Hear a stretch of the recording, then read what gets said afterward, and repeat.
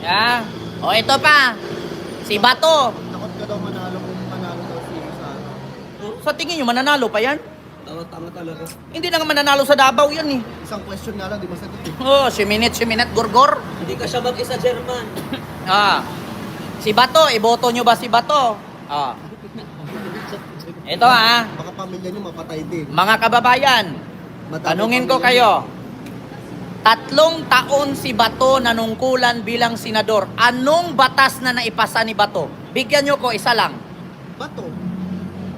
Ah. Tumanggap ng sahod sa gobyerno. Magkano sahod ng senador? 75 to 100,000. Ah, naglalag ako. Hindi, nandyan pa rin yan. Hayaan mo na. Refresh mo lang. Ah. May tanong ko lang sa inyo.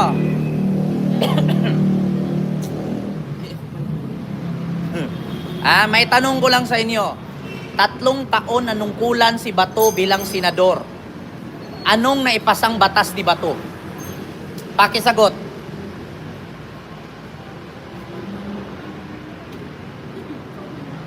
Tapos iboboto nyo pa?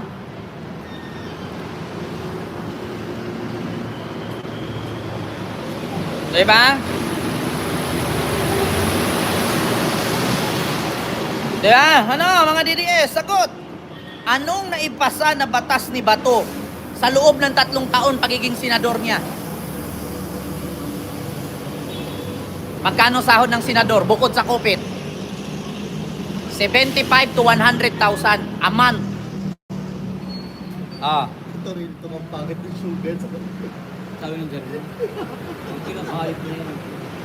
Sabihin nyo na kasi anong batas na naipasa ni Bato. Hindi nyo mailabas, hindi nyo maisabi kasi wala naman kasi. Tapos binuto nyo pa.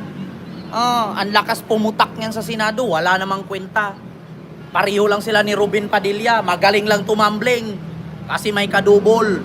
Pero puro lang kain sa Senado, wala ring ginawa. Nag-number 1 senador pa. Di ba? Oh, sabi nga ni Robin, no? Alam mo, mga kababayan, hindi naman gano'n yan eh. Hindi gano'n. Gaganon yan si Robin. Hindi. Mga tol. Hindi Ganon lang yon. Nagtanong lang siya. Hindi, gaganon yan si Robin, no? May mani pa kayo, gano'n. Tol. May mani pa kayo, sabi. Tol ba to? Pareho naman tayo dito sa Senado, tol. Wala tayong batas, tol. Oh, na. Ganon yan si Robin. Oh, tol. Number 1 senador to, tol. Oh, pero tol, magaling lang ako sa kama, tol. 3 na asawa ko, tol. Parang Oh, pero wala tayong batas, tol. Oh. Tol, senador na tayo, tol. Magpa-glutadrip na lang si Mariel, tol, sa loob ng opisina ko, tol. Oh. Tawa ng tawa sila sa baba kasi totoo. Tol, wala tayong nagawang batas sa Senado, tol. Oh, invite ko na lang si Mariel, tol. Mag-glutadrip, tol. Black. Iba, tol. Oh. Hayaan mo, tol. Kawawa naman si Pastor Kibuloy, tol. Oh. Ako, tama ako, no? Isa kang pataba ni Romualdez na. Pataba ni Romualdez, hindi ko naman kamag-anak yun. Si Lisa, kamag-anak ko, hindi si Romualdez. Pero, sa totoo lang, matalino si Romualdez. Bakit? Dating sinabihan ni Sara na tambaluslos. Pero yun yung papalit sa kanya ngayon pag na-impeach siya. Di ba ang dali ng buhay? Alam nyo, sa totoo lang, hindi ang buhay, parang gulong yan eh. Naalala nyo noon, makipaglamano si Romualdez kay Sara, dinidma ni Sara. Sabi niya, matatanggal ka rin. Sabi ni Romualdez, mag-antay ka lang, papalit ako sa'yo. Natanggal nga. Oh, mapapalitan siya ni Romualdez ngayon. Ang saklap, 'di ba? Kaya sabi ko sa inyo, mga kababayan, tingnan nyo viewers natin, 80-80. Mga bangag. 80-80. Yeah? Sa mga nang lalait dyan, show your face para magkaalaman. Antay lang kayo. Mark Akos, lagyan mo ng ta. Magmukha kang ano dyan, crocodile. Kasi may nalaman ako, Mark Lacos, buhaya yun. Diba? Di niya alam, 80-80. Alam ko yung 80-80, kayo yun. Diba? Sabi ni Romel Empante, RA 1179, wag mo kong lapagan dyan ng mga artikulo. Hindi ako bugado. Kay Sara mo ilapag yan kung alam ba niya yan. Diba? Kaya nga, si Tulpo galit na galit kay Sara eh. Sabi nito, dati akong DDS na taon, ako gumising na rin kayo. Ano? Goals PH. Natauhan, gumising na rin kayo. Iskonyans na ito, pero sa tamang pabor. Kaya papabor. Diba? Diba, Goals? Totoo naman sinasabi ko eh. Alam mo sa totoo lang, kung sorry. Kung hindi kawatan si Sara, bakit siya makakasuhan?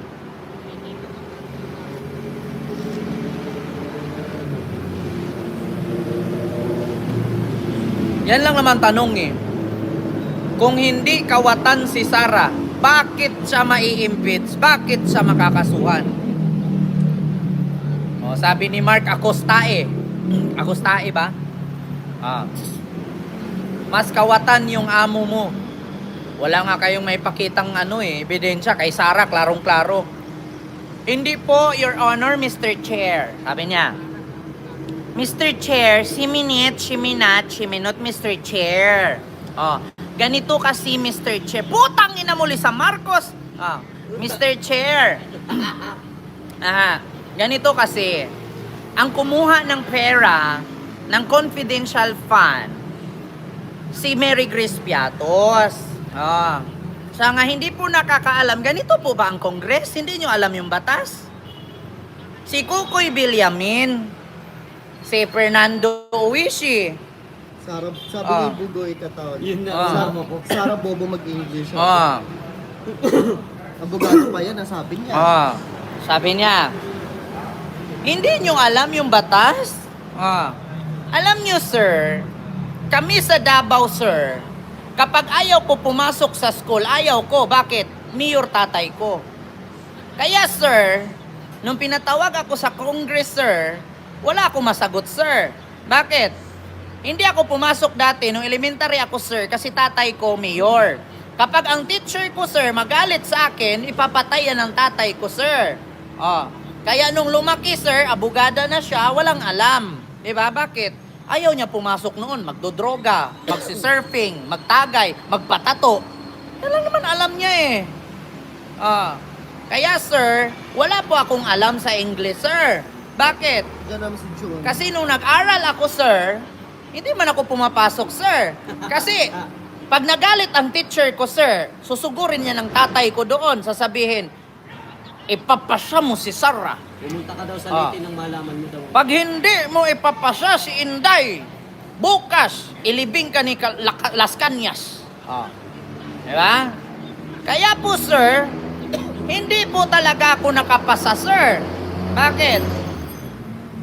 Kay pinantaan ng papa ko, sir, yung teacher ko, sir. Nagulat nga ako, sir, eh. Hindi ako nakapag-college, sir, pero naging abogada ako, sir. San Beda, sir. I-check niyo record ko sa Beda, sir. Na-kick out po ako, sir. Diba? Totoo ba ako? Tawa sa survivor. Pumunta ka daw sa Leyte nang malaman mo daw yung Ha? kagandahan daw. Pag pumunta man ako ng Leyte, pupunta na ako Biringan. Anong gagawin ko dyan sa Leyte? Utang ito mo kung sa gagawin ka Huwag kayong manood sa kanya, magsasayang lang kayo ng oras. Tanga-tanga ka pala sa Chico eh. Ba't nanood ka pa kung nagsayang ka ng oras? Ay, kay Sara pala. 986. Sagutin nyo na kasi ang issues. Ito si John Pipino, kahapon ka pa na, ilang araw ka na nanood sa akin. Isang linggo. Matagal na, isang buwan na yan. Sagutin daw ang issue. Si Sara ang pasagutin mo kasi tulibagbag ang sagot.